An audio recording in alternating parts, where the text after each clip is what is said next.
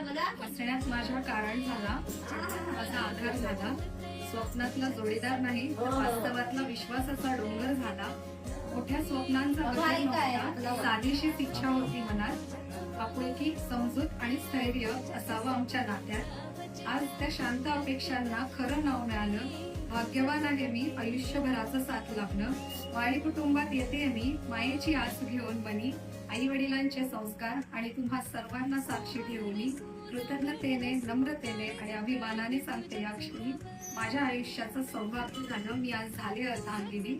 हातात हात धरून आम्ही विळतो नवे बंध. सौभाग्याच्या प्रकाशात फुलतो प्रत्येक आनंद.